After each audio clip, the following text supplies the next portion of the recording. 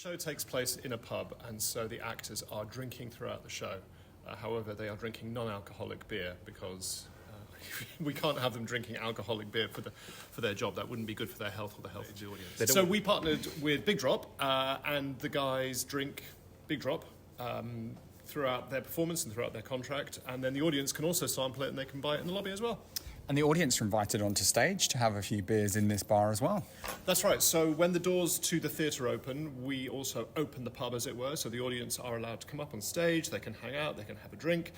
And about 15 minutes before the show starts, the actors start to come on stage and they're just chatting, having fun with the audience, and then the show starts whilst the audience are on stage and we gently usher them back to their seats. Mm-hmm. When did Big Drop set up? What's the story behind you and the crew? So we started way back, and it is now does feel like way back in 2016. And I came to the conclusion that there weren't any great tasting alcohol-free beers. There were some lagers around which were okay, that was fine, but actually really what I wanted was the pale ales that Nick drank and stouts and IPAs. And so the goal of Big Drop was to make great tasting beer that happened to be alcohol-free in a range of different styles. Mm-hmm. There's a lot of talk about how Gen Z or Gen Z drive this sort of sober curious movement, and how a third of all 18 to 24-year-olds are teetotal. I read a statistic the other day that of all the students going to university, something like half of them now are saying that they want to complete their university career without drinking alcohol. Life, you still want a beer, you still want to have fun, you still want to see your mates, and you want to go to the pub, but you just don't necessarily want to mix alcohol into that particular social scene or journey. What's Choir of Man about? Choir of Man is the story of 9 guys who meet in a pub every week to sing in a pub choir. Some pubs have a football team, some have a darts team. This pub has a choir and always has. So it's about those 9 individual guys, and it's about their relationship. And we talk about different themes, particularly touching on male mental health, and saying, sometimes it's 5 pints and forget about it, and sometimes it's a cup of tea and a talk. And both are valid, and this is a place for both of them. So it's all about camaraderie and how those guys support each other, and about their individual journeys, and about the songs they sing.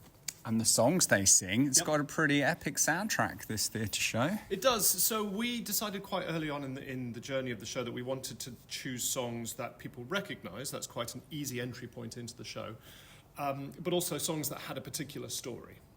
So, for example, we sing a song that almost everybody knows, which is the Pina Colada song, actually called Escape. Everybody knows, if you like pina, they all know that. But if you actually listen to the lyrics, it's a really interesting story about a man and a woman who have fallen out of love, and they both separately put ads in the paper describing exactly what they want, and they go on this blind date without telling their partner, and it's each other.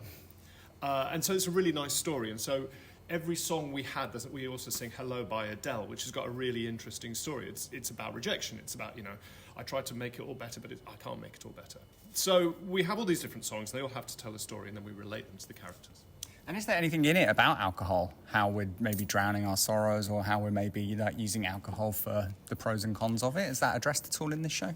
In a light touch way, we talk about what the pub means, and we do sort of say, as I said, it's about so much more than beer. It's about the coming together, and we talk about what the pub means to a community. It's a gathering place, and we do.